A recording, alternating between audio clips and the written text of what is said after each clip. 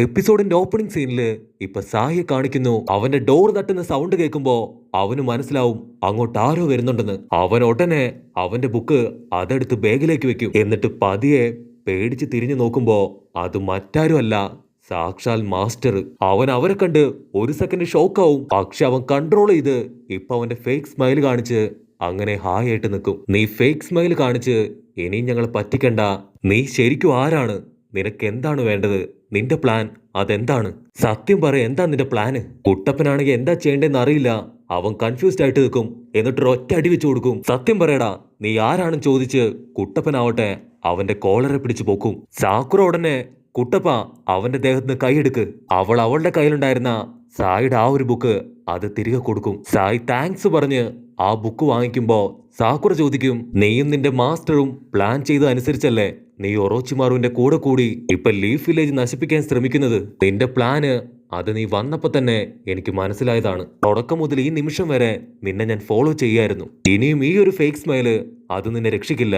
അതുകൊണ്ട് സത്യം പറയ്, എന്താ നിന്റെ പ്ലാൻ? പക്ഷെ അവൻ ഒരു കൂസലും ഇല്ലാതെ ഇപ്പൊ വീണ്ടും ചിരിച്ചോണ്ടിരിക്കുന്ന കാണുമ്പോ കുട്ടപ്പൻ അലറിക്കൊണ്ട് അവനെ ഇട്ടിക്കാനായിട്ട് ചാടി വരും. ആ സമയത്ത് ഇപ്പൊ കബൂട്ടോ സായിയുടെ റൂം ലക്ഷ്യമാക്കി നടന്നു വന്നോണ്ടിരിക്കുകയാണ്. ഇവിടെ സായി പറയും, എന്റെ മിഷൻ അത് ഓൾറെഡി നിങ്ങൾ എന്നെ കണ്ടുപിടിച്ചപ്പോ തന്നെ ഫെയിൽ ആയിരിക്കുകയാണ്. ഇനി ഒന്നും മറച്ചു വെച്ചിട്ട് യാതൊരു കാര്യമില്ല. മാത്രമല്ല, നിങ്ങൾ 3 പേരെയും എനിക്ക് ഹാൻഡിൽ ചെയ്യാൻ കഴിയില്ല. അതുകൊണ്ട് സത്യമെല്ലാം ഞാൻ തുറന്നു പറയാന്ന് പറഞ്ഞ് അവൻ ഒന്നൊന്നായിട്ട് പറയാൻ തുടങ്ങും. നിങ്ങൾ പറഞ്ഞ പോലെ തന്നെ ഞങ്ങളുടെ പ്ലാൻ അത് തന്നെയാണ്, ലീഫ് വില്ലേജിനെ തകർക്കുക. അതിനുവേണ്ടി ഞങ്ങൾ ഒറോച്ചിമാറുമായി ടീമായി ലീഫ് വില്ലേജ് തകർക്കാനാണ് നിങ്ങളുടെ കൂടെ കൂടിയതും ഇപ്പൊ ഒറോച്ചിമാറുവിന്റെ അടുത്തെത്തിയതും. ലീഫ് വില്ലേജ് കീഴടക്കിയതിനു ശേഷം എനിക്ക് ഒറോച്ചിമാറുവിന്റെ പ്രശംസി അത് പിടിച്ചു പറ്റണം. അതെന്റെ ഒരു സീക്രട്ട് മിഷനാണ്. ഇതൊരു കൊളാബ് മിഷനാണ്. ഈ മിഷന് ശേഷം എനിക്ക് ഒറോച്ചിമാറുവിന്റെ കൂടെ അവന്റെ സ്പൈ ആയിട്ട് വർക്ക് ചെയ്യണം. മാസ്റ്റർ ടെൻഷനായിട്ട്, നിർത്തിനടാ നീ, സ്റ്റോപ്പ് ദ ഫക്ക്. നിനക്ക് എത്ര ധൈര്യം ഉണ്ടെങ്കിൽ നീ ഇങ്ങനെയൊക്കെ ചെയ്യും? മര്യാദയ്ക്ക് നിങ്ങളുടെ മുഴുവൻ പ്ലാനും എന്നോട് ഇപ്പൊ തന്നെ പറഞ്ഞോ, അല്ലെങ്കിൽ ഉറപ്പായിട്ടും നിന്നെ ഞാൻ തല്ലിക്കൊല്ലുമെന്ന് ഇപ്പൊ മാസ്റ്റർ പറയും. അത് കേട്ട് സാക്കുറ ഷോക്കായിട്ട്, ഇതൊരു ചാവ് മിഷനാണ്, ഒരു പക്ഷെ നിന്റെ ജീവൻ പോലും ഇതിൽ നഷ്ടമായേക്കാന്ന് പറയുമ്പോ അതിനവൻ പറയും, ഒറോച്ചിമാറുവിന്റെ പവർ അത് വളരെ കൂടുതലാണ്. മാത്രമല്ല അവന്റെ ആഗ്രഹം അത് ലീഫ് വില്ലേജ് നശിപ്പിക്കുക എന്നതാണ്.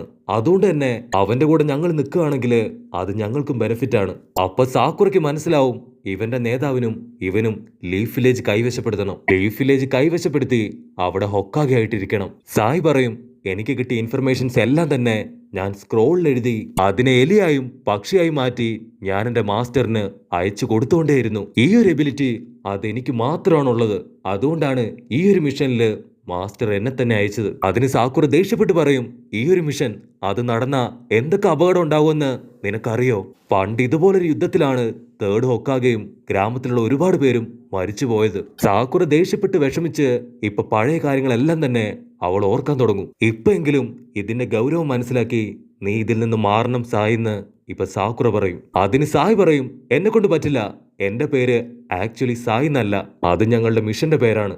എന്റെ യഥാർത്ഥ പേര് അത് നോബഡി എന്നാണ്. ഞാൻ ഡാസോയുടെ വെറും ഒരു വെപ്പൻ മാത്രമാണ്. അവന്റെ ഓർഡേഴ്സ് കേട്ട് അതനുസരിച്ച് കാര്യങ്ങൾ എക്സിക്യൂട്ട് ചെയ്യാൻ വേണ്ടി വിധിക്കപ്പെട്ടവൻ. മാസ്റ്റർ പറയുന്നത് കേട്ട് മാസ്റ്ററിന് വേണ്ടി മാത്രമേ എനിക്ക് ജീവിക്കാൻ കഴിയൂ. എനിക്ക് ഇമോഷൻസ് ഇല്ല. അതിന് സാക്കുറ, അങ്ങനെയാണെങ്കിൽ ഈ ഒരു ബുക്ക് അതിനെ ഇത്രയും കഷ്ടപ്പെട്ട് നീ എന്തിനാണ് പ്രൊട്ടക്ട് ചെയ്ത് പിടിക്കുന്നത്? അത് കേട്ട് ഇപ്പൊ സായി ഷോക്കാവും. അവള് പറയും, ഈ ബുക്കില് 2 പേരുടെ കഥയാണ് പറഞ്ഞിരിക്കുന്നത്. അതിലൊന്ന് നീ, മറ്റൊന്ന് നിന്റെ ബ്രദർ. നിനക്ക് ഇമോഷൻസ് ഇല്ലെങ്കിൽ ഈ ഒരു ബുക്ക് അതെന്തിനു നീ കൊണ്ടു നടക്കുന്നു? നീ ഒരുപാട് കഷ്ടപ്പെട്ട് ഇപ്പൊ എന്തോ പ്രൂവ് ചെയ്യാൻ ശ്രമിക്കുകയാണ്. ഇമോഷൻസ് ഇല്ലാത്ത നീ എന്തിനീ ബുക്ക് അതുമായിട്ട് നടക്കുന്നു? ഈ ബുക്ക് അത് നിനക്ക് തിരികെ കിട്ടിയപ്പോ നിന്റെ മുഖത്തെ സന്തോഷം അത് ഞാൻ കണ്ടു. നീ എത്രയൊക്കെ കഷ്ടപ്പെട്ട് എന്തൊക്കെ ചെയ്താലും ഈ ഒരു ബുക്ക് കാരണം നിന്റെ ഇമോഷൻസ് അത് പുറത്തേക്ക് വരുന്നുണ്ട്. ആക്ച്വലി നിനക്കും നിന്റെ ബ്രദറിനും തമ്മില് നല്ലൊരു ബോണ്ട് ഉണ്ട്. ഈ ഒരു ബുക്ക് നഷ്ടപ്പെട്ടാല് നിന്റെ ബ്രദറുമായിട്ടുള്ള ബോണ്ട് അത് നഷ്ടപ്പെട്ടു എന്നാണ് നീ ചിന്തിക്കുന്നത്. അത് കേട്ട് ഇപ്പൊ സായി ആവട്ടെ വിഷമത്തോടുകൂടെ ഒന്നും മിണ്ടാതെ തല താഴ്ത്തി നിൽക്കും. അതിന് മാസ്റ്റർ പറയും, സോറി സായി, നിന്റെ ബുക്ക് അത് മുഴുവനായിട്ടും ഞങ്ങൾ വായിച്ചു നോക്കി. അതിൽ സെന്ററിലെ ഒരു പേജിൽ മാത്രം നിന്റെ ഫോട്ടോ നീ വരച്ചിട്ടില്ല. മാത്രമല്ല, നീ വന്നിരിക്കുന്നത് ഫൗണ്ടേഷനിൽ നിന്നാണ്. അതിനെല്ലാം ഉപരിയായിട്ട് നിന്റെ ഇമോഷൻസിനെ കൺട്രോൾ ചെയ്യാനായിട്ട് ടാസോ നിനക്ക് ട്രെയിനിങ് തന്നിട്ടുണ്ട്. അതിന് കുട്ടപ്പൻ ഇമോഷൻസിനെ കൺട്രോൾ ചെയ്യാനും ട്രെയിനിങ്ങോ? അതെന്താ ട്രെയിനിങ്? അതിന് മാസ്റ്റർ പറയും അതൊരു ഈവിൽ സ്പിരിറ്റ് ട്രെയിനിങ് ആണ്. മിസ്റ്റ് വില്ലേജിൽ വെച്ചാണ് ആ ഒരു ട്രെയിനിങ് കൊടുക്കുക. അപ്പൊ ഒരു സെക്കൻഡ് ഇപ്പൊ നറൂട്ടോ എന്തോ ഒരു ഫ്ലാഷ് ബാക്ക് ആലോചിക്കും. ഈ ഒരു മിസ്റ്റ് വില്ലേജിൽ നിന്ന് ഞാൻ വേറെ ആരെയോ കണ്ടിട്ടുണ്ട്. അപ്പോഴായിരിക്കും കുട്ടപ്പന് മിസ്റ്റ് വില്ലേജിലെ സബൂസെ ഓർമ്മ വരിക.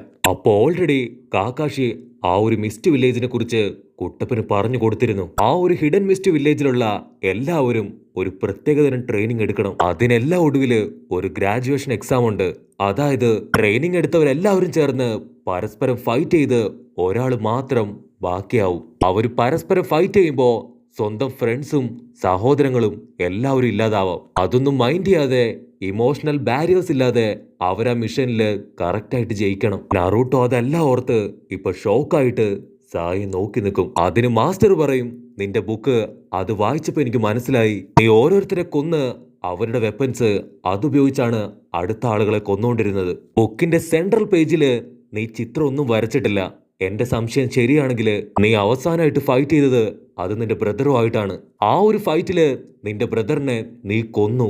അതുകൊണ്ടാണ് അവിടെ നീ ഫോട്ടോ ഒന്നും വരയ്ക്കാതിരുന്നത്. അതിന് സായി ഷോക്കായിട്ട് ഇല്ല ഇല്ല, ഞാൻ എന്റെ ബ്രദറിനെ അവനെ കൊന്നിട്ടില്ല. ഈ ഒരു ബുക്ക് അവന് പ്രസന്റ് കൊടുക്കാനാണ് ഇത്രയും കാലമായിട്ടും ഞാൻ കൈ കൊണ്ടു നടന്നത്. പക്ഷെ ഇത് ഞാൻ കംപ്ലീറ്റ് ആക്കിയിട്ടില്ല.